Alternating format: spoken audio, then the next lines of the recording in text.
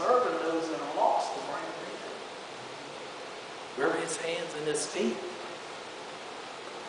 Now I want you to turn to Isaiah 58.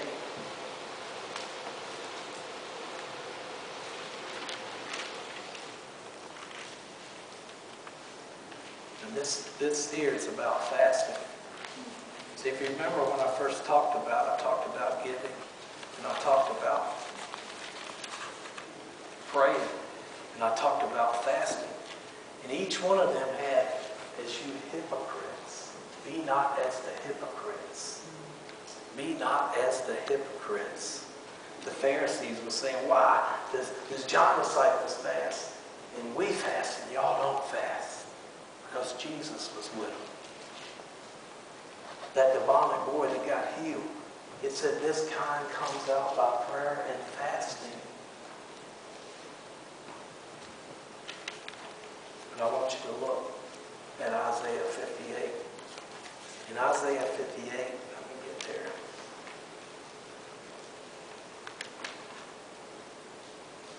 And it talks about the wrong and right way of fasting. And at the first part of this, they were like hypocrites. They were praying and fasting, but they weren't living for God. They had sin in their life. They weren't living for God.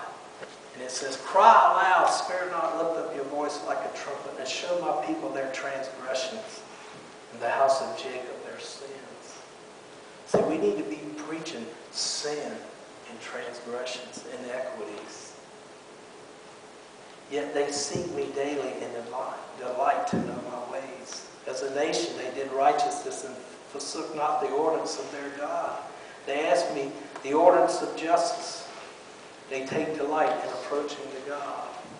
Wherefore we have fasted, say them, and they see us not. Wherefore we have afflicted our soul, and thou takest not knowledge. Behold, in the day of your fast you find pleasure and exalt your labors. Behold, you fast for strife and debate, and to smite with the fist the wickedness. You shall not fast as you do to this day, to make your voice heard on high. Is it such a fast that I have chosen a day for a man to afflict his soul? Is it to bow down his head to the bulrush, to spread sackcloth and ashes under him? Wilt thou call this a fast, an acceptable day of the Lord? These people weren't living right. They had pleasure in seeking God. They were like hypocrites. But then in verse 6 he says, is this not the fast that I have chosen? To loosen the bands of wickedness. You got things in your life that you need to be set free from? Fast and pray and ask God to deliver you from it. To undo the heavy burdens. You got heavy burdens on you? Fast and pray for God to remove those burdens from you. This is the fast that he wants you to do. And to let the oppressed go free. You know somebody depressed, oppressed, processed? Fast and pray for him to deliver. That demonic boy did. And to break every yoke. You got any yokes on you, holding you back? Fast and pray. God wants to deliver you from all the yokes.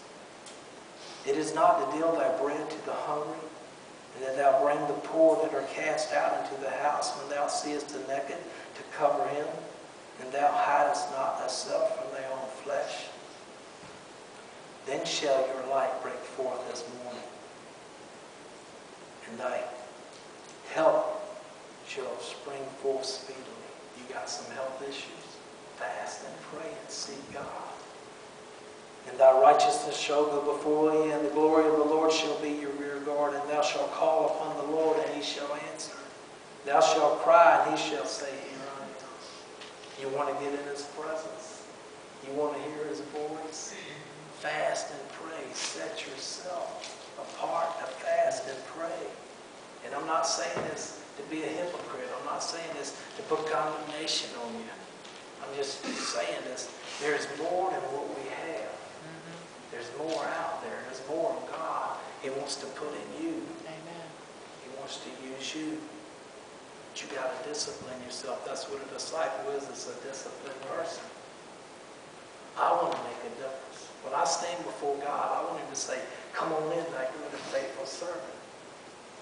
I love God. I want to please God. I want my family to be saved. Every one of them. None of them I want to see miss the mark. Because you know what? When you miss the mark, you hit something. Yeah. It doesn't matter. Every sin has its consequences. Look at David. David was a man after God's own heart. He missed it. He missed the mark, but he hit something. When he was on the roof and he seen Bathsheba, he sent for them to get her. See, it started out with lust. But then when he yielded to it, in Genesis it said sin lies at the door and he desires you. You got to get yourself freed up. You can't play with sin in your life. You can't do it. You can't walk with God and live in sin. It's not going to happen. Don't deceive yourself. God is holy. That means you got to be holy to come into his presence. The priests, they used to tie a rope around him because if he wasn't right, when he went in that Holy of Holies once a year, they would have to pull him out. He'd be a dead man. He'd be a dead priest. I'm serious. He'd be dead. And see, in Hebrews it says that we can come boldly to the throne to receive grace and mercy in a time of need. I need that grace. I need that mercy. So do we, brother. I need that favor on my life. I need it to walk with him.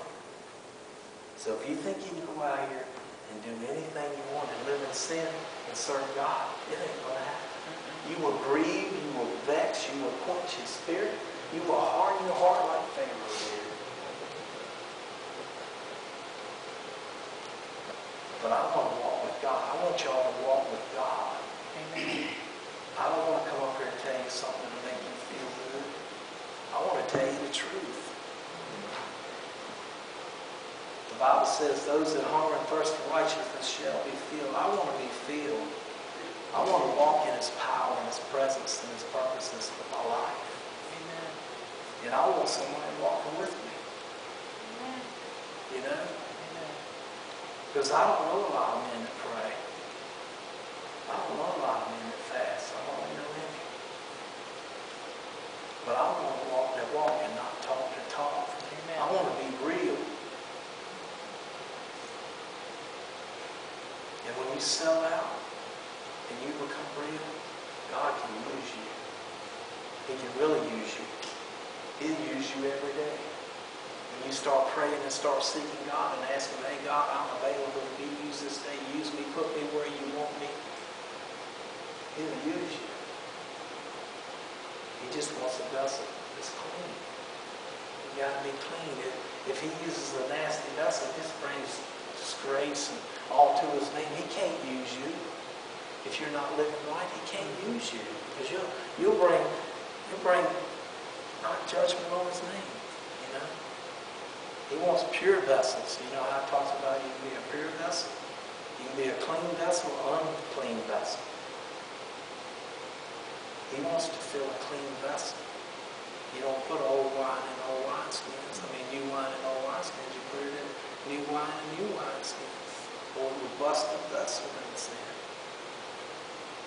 But I want to encourage you today, because time is running out. I'm 53 years old, and I wasted a lot of my life not serving the Lord. And I want to finish good. Amen. See, there's a lot of people in the Bible started out good, but they didn't finish good. Samson started out good. He had to kill another one of his life, and he wasted in the lap of Delilah. He didn't finish good. Yeah, God was faithful to him even when he wanted. He still pulled the columns down. He still destroyed the Philistines. And he killed more people when he died than when he lived. But see, that's God being faithful to him. That wasn't him being faithful to God.